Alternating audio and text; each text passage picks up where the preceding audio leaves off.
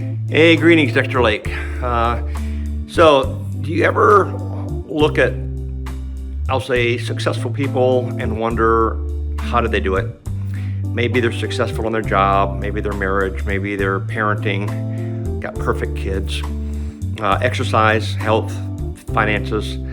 Maybe they appear to be like super close to God, and you find yourself comparing to them. Maybe they're making a great impact in the kingdom. They just seem to have their life completely together. And you wonder, how in the world do they do that? And what's wrong with me? Why can't I be like that? First of all, we usually see people's highlight reels. We don't see their bad moments or their bad days, but that's another story. So how do they do it?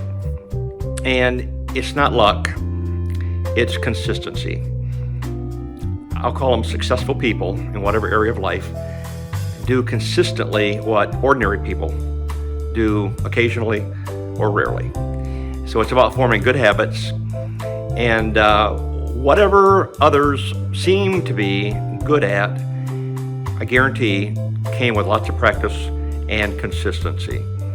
So today, through small and consistent decisions, which you're going to make dozens every day, you're going to be making progress and getting somewhere a little bit at a time. Life is not about leaps and bounds. Occasionally you might experience that, but that's rare. Life is doing what needs to be done every single day in the small, simple, unattractive, mundane, minutia acts of life. That's where consistency and that's where success lies. So let's look at Nehemiah very briefly. He was a cupbearer of Artaxerxes, the king of Persia, and the Babylonians had destroyed Jerusalem, but Nehemiah was a Jew. And when he got word of how bad things were in his homeland, he wept. He was distraught. We might get that way sometimes looking at our life, looking at the circumstances around us. However, Nehemiah didn't get all down on himself. He didn't say, oh, there's nothing I can do about it. Oh, it's too bad. It's been this way a long time. Someone else will have to fix it, whatever. He didn't do any of that. But basically he convinced Artaxerxes that he needs to go to Jerusalem to rebuild the wall. And he had a plan. And so he went, he talked to the people. They were not for it originally, but he convinced them that something had to be done. Under his leadership, they started to rebuild the wall, and they did it one brick at a time.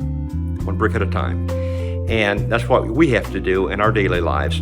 He faced continual opposition and discouragement, and when he did, he prayed. And when he did, he prayed, and God came through every single time. You will fail, you'll make mistakes, you'll trip and fall, but keep moving in the right direction. Now here's the key. Your goal is not perfection, but it's progress. It's important to make progress.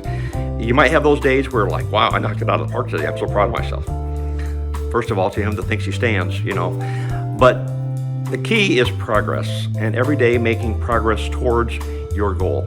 When we submit to God, obey God, we might think, maybe in a salvation experience or maybe a dramatic experience on the altar, we might think that it's a one-time deal, and maybe that's all it will take.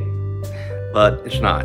We're training ourselves to be faithful. It's an everyday occurrence to live a successful life, and it all comes with good habits, making small decisions, doing them one at a time, every day, every week, all week.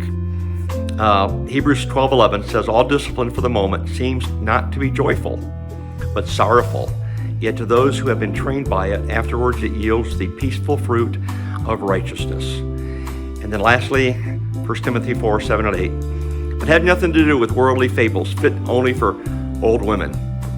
On the other hand, discipline yourself for the purpose of godliness. For bodily discipline is only of little profit, but godliness is profitable for all things, since it holds promise for the present life and also for the life to come. I will make one final comment, and that is, you address the spiritual in your life with good habits of devotion, prayer, and time with God. He will give you direction in every other area of your life. Amen. God bless.